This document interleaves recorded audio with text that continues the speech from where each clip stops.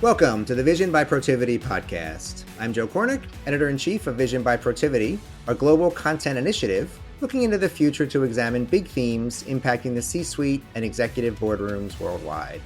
Today, we're exploring the future of ESG and its strategic implications for people, process, and the planet, and specifically how business leaders can create and foster a culture of sustainability at their organizations.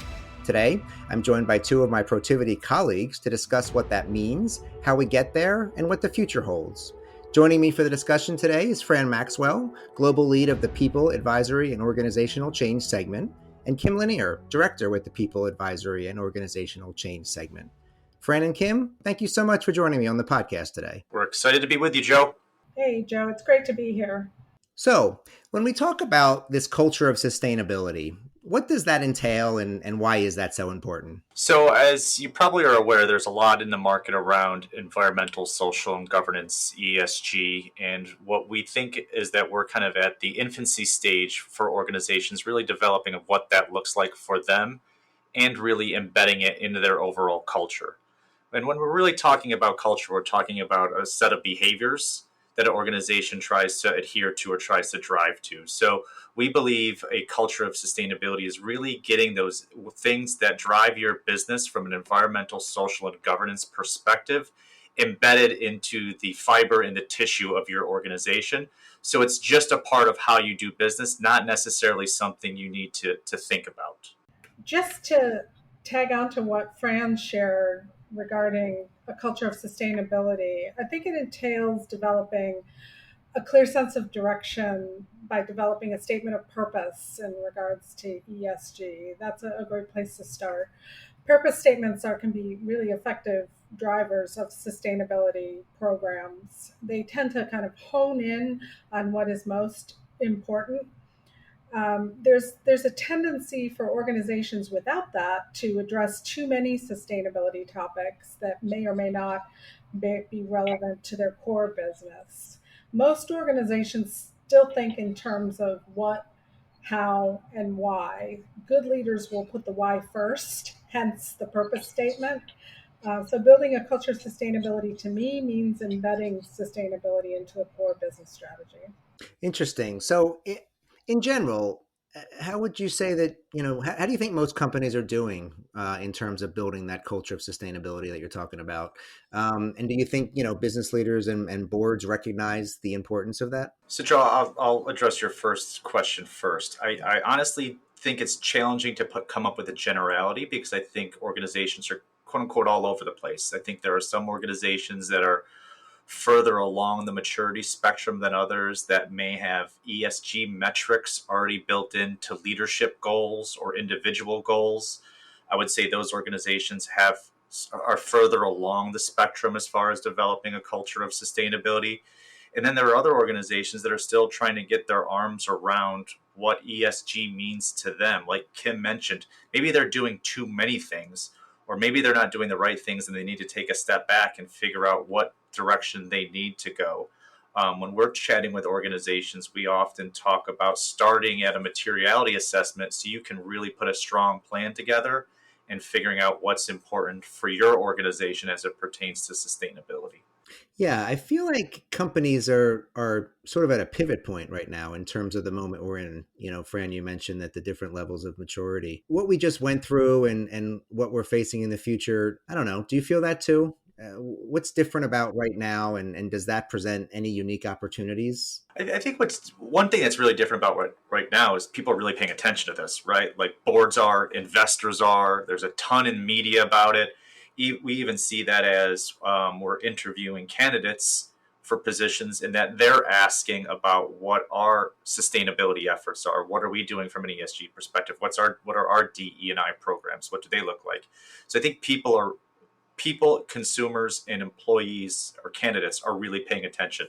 To me, that's what's different. And that obviously drives board behavior and CEO behavior. So I think if I were to highlight the difference, I think that's kind of the key component. I think increasingly society is just expecting companies to exist for more than just profit. They want them to contribute to that greater societal good. And that means taking care of people, communities, and the planet. I mean, so society is driving this, government is responding, and employees, especially millennials and Generation Z, want it. They want that sense of higher purpose connected to their work life. It's rare that all these things converge at once, right? The key for the organization is not to get too political about it. It shouldn't be a flavor of the month approach. There's a really unique opportunity right now to do this right and balance building a good business, profit, purpose, and societal good all together and take more of a long term perspective. Right. And you both sort of touched on this a little bit, but if you could expand on it a little bit in terms of what needs to be in place for this culture of sustainability to sort of exist and take root in organization and flourish. Well, I think Kim addressed a portion of it. It's communicating the why, right? Why are we taking this on? I also think having a direction, like understanding what's important to you.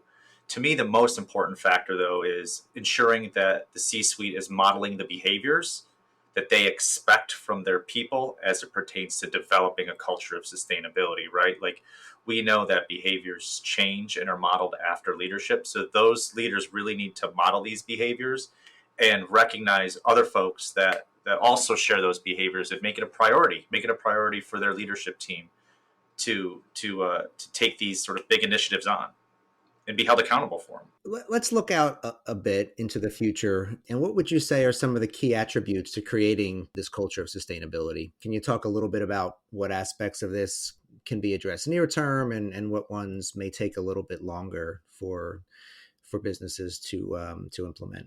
If I had to identify a few things, it would be kind of the top four would be, as we talked about earlier, the mission, where there has to be a clear direction, that purpose to establish a drive towards sustainability and ensure that the stakeholders and employees know how it's aligned to the organization's overall strategy and objectives. The second component would be consistency. There need to be systems and structures and processes established to support that so that it gets embedded into the organization. And the extent to which an organization can define the values and systems will form the basis of a strong culture of sustainability. The third component would be kind of what I would say would be involvement or activation. And this is where once the systems exist, it's about involving and activating the workforce. This is asking the question, are our people aligned? Are they engaged? It's about getting them committed and owning and responsible for ESG and sustainability inside the organization. And that fourth component would be being more adaptable. It's about paying attention to trends and feedback from stakeholders. And it's kind of pausing and asking ourselves, are we listening to our key stakeholders? Are we listening to the marketplace?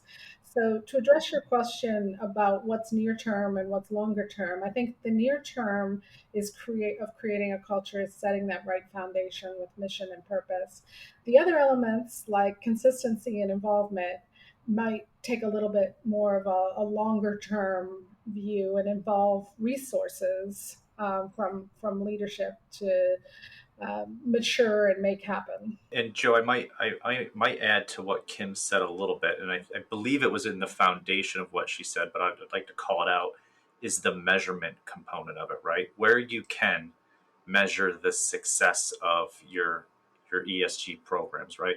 You could see this most aptly typically in DE&I programs, right? What's the diverse candidate pools you're bringing in, or diverse hires, or those sorts of metrics. I think it's important to have those KPIs or metrics in place to ensure that you're holding yourself accountable for meeting these standards. And I also think what Kim said that I'll maybe underscore a little bit is it's probably important to revisit every so often at the board level, right? So I don't mean every year, but every 2 or 3 years. I think the culture of sustainability and sustainability as a whole is a journey.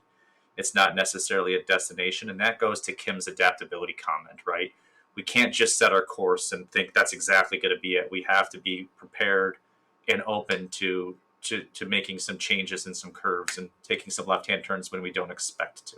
I love the comment about measurement, Fran, and I just want to almost throw up a little bit of a caution flag, especially for companies that are just getting started. Because one of the common things is for companies that are just getting started is to measure everything, to really kind of go crazy with the KPIs. And if you're just starting out, it's really good to identify those few metrics that are key to your ESG mission and strategy, and then kind of expand from there rather than getting so overwhelmed with so many different KPIs. It's hard to pay attention to so many indicators, if you will. The more mature organizations will evolve to that point, but when you're just getting started, it's a good idea to keep it simple. Yeah, great advice.